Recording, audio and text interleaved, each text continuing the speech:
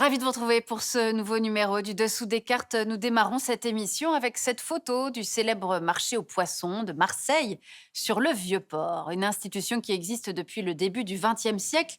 Mais aujourd'hui, les poissons locaux s'y font rares.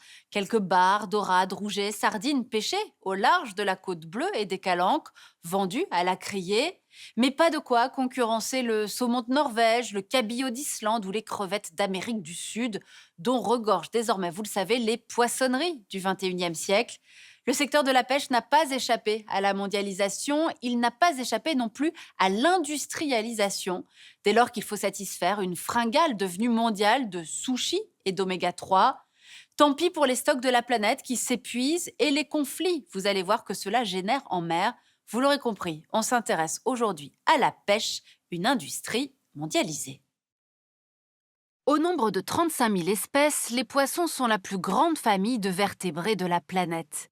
La moitié des espèces vit en eau douce, dans les rivières, fleuves et lacs, tandis que l'autre moitié vit dans les mers et océans. Les poissons apportent de nombreuses protéines à l'homme qui le pêche depuis des millénaires.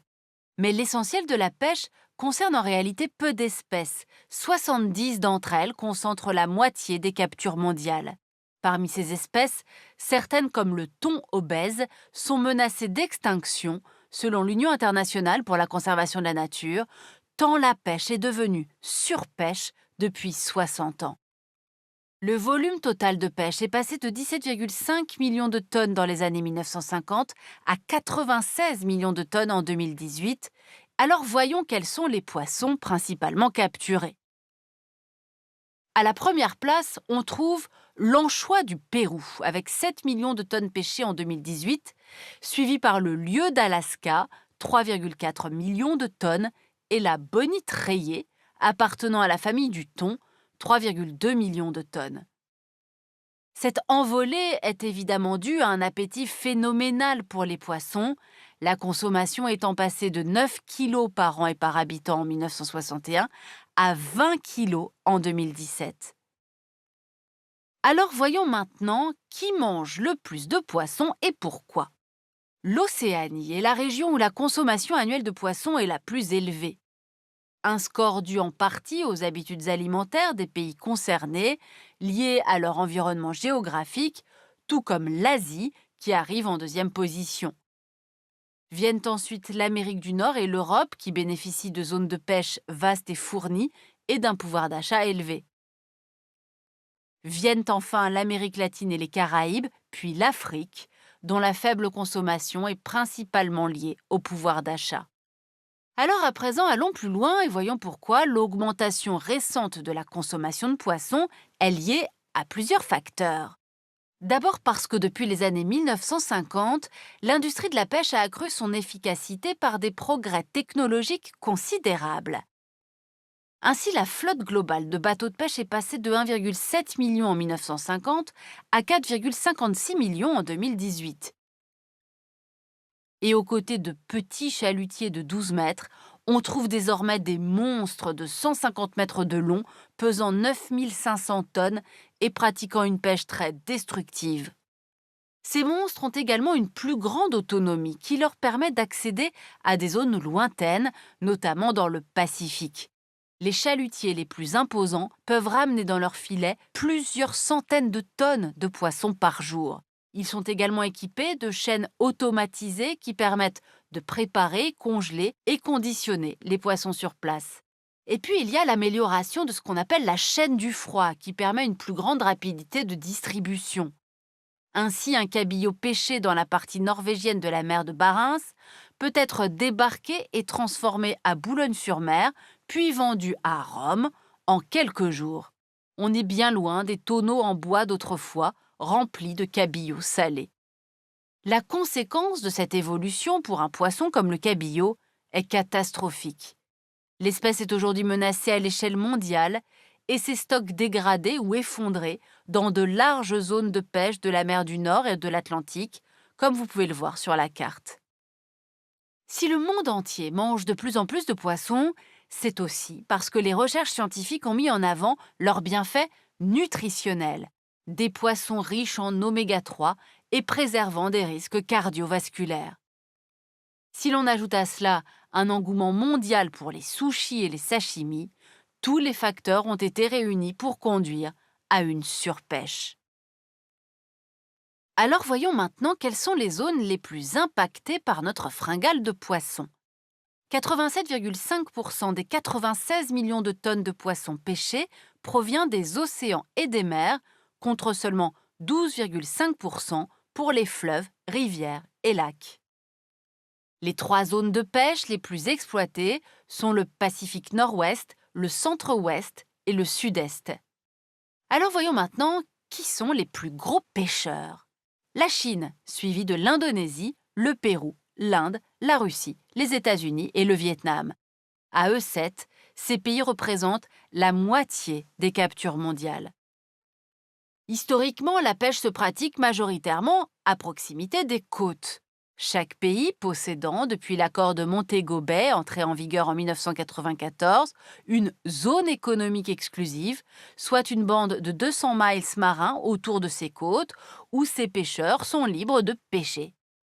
Mais les poissons, comme le thon, qui parcourt des milliers de kilomètres, ne tiennent bien sûr pas compte de ces frontières. Certains navires cherchent donc à aller pêcher dans d'autres zones économiques exclusives que celles de leur pays d'origine en obtenant des licences. Ou s'aventurent dans les eaux internationales, celles qui sont suffisamment loin de toute côte pour ne pas être incluses dans une zone économique exclusive. Voilà qui est une source potentielle de conflits, bien sûr, comme on va le voir maintenant. En nous rendant tout d'abord sur les côtes de la Manche. Jusqu'en 2020, les eaux territoriales du Royaume-Uni étaient incluses dans la zone économique exclusive européenne. Les eaux britanniques, riches en poissons, ont attiré de nombreux pêcheurs français. Entre 2011 et 2015, on estimait leur prise à 100 000 tonnes de poissons par an. Mais depuis la sortie du Royaume-Uni de l'Union européenne, celui-ci est libre d'accorder ou pas des licences aux pêcheurs français dans ses eaux maritimes. Et il demande désormais à la France de diminuer ses prises. Un point de crispation important au vu des enjeux financiers pour les pêcheurs de l'Hexagone.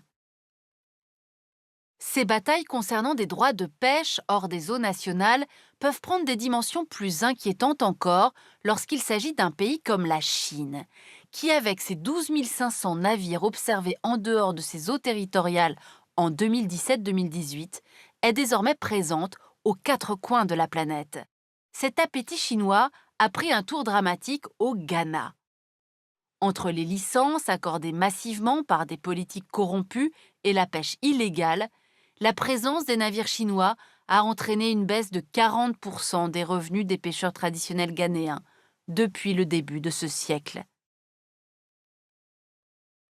Les navires chinois ont menacé également à plusieurs reprises le fragile équilibre des Galapagos au large de l'équateur, en pêchant massivement dans les eaux internationales qui bordent l'archipel, des eaux fréquentées par des espèces protégées, les animaux, rappelons-le, ne connaissant pas les frontières arbitraires fixées par l'homme. Alors face à cette surpêche, que faire? Certains pays ont développé l'aquaculture. Cela concerne la moitié des poissons qu'on retrouve aujourd'hui sur nos étals, sauf que cette pratique est loin d'être totalement vertueuse et pose d'autres types de problèmes, comme on va le voir maintenant en nous penchant sur le cas du saumon, l'un des poissons les plus consommés au monde.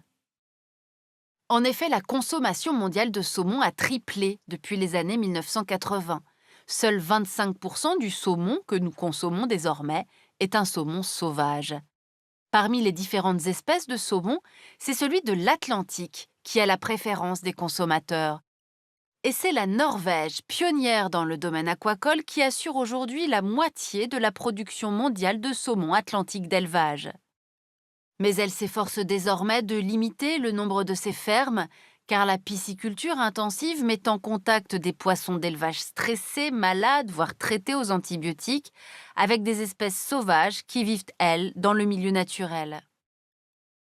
La propagation de maladies en provenance des fermes aquacoles a ainsi grandement contribué à la diminution par 2 de la population de saumon atlantique sauvage en 20 ans. Une diminution également due à la surpêche, bien sûr, mais aussi à des problèmes écologiques tels que le réchauffement des eaux, la pollution et les aménagements de l'homme qui empêchent les saumons de remonter les rivières pour se reproduire. Parallèlement au développement de l'aquaculture, les instances internationales ont mis en place un code de conduite pour une pêche responsable adopté en 1995. Ce code a permis de fixer des quotas pour pêcher à des niveaux raisonnables afin d'assurer la reconstitution et la préservation des stocks. La mise en place de ces quotas a permis de sortir certaines variétés de thon des listes d'espèces menacées. La population orientale de thon rouge de l'Atlantique côté européen a ainsi augmenté d'au moins 22% au cours des 40 dernières années. La pêche, cette industrie devenue mondiale pour le meilleur et pour le pire. Dès lors, comment continuer de consommer du poisson en adoptant les bons réflexes, c'est-à-dire en évitant le poisson du bout du monde en voie d'extinction et pêché par des bateaux-usines? Voici quelques conseils de bon sens. Toujours vérifier la provenance précise, privilégier la pêche locale, veiller à l'état du stock, c'est-à-dire s'assurer que l'espèce que l'on souhaite acheter n'est ni en danger ni surpêchée, se renseigner sur la technique de pêche et privilégier celles qui ont un moindre impact sur l'écosystème. Et peut-être surtout retenir cette formule qui vaut aussi pour notre consommation de viande, en manger moins, mais en manger mieux. Pour aller plus loin, direction le site internet de Bloom ONG entièrement dévoué aux océans et à ceux qui en vivent. Ainsi s'achève ce nouveau numéro du Dessous des cartes. Rendez-vous bien sûr la semaine prochaine, même endroit, même heure. Et d'ici là, n'oubliez pas notre site internet arte.tv. À bientôt.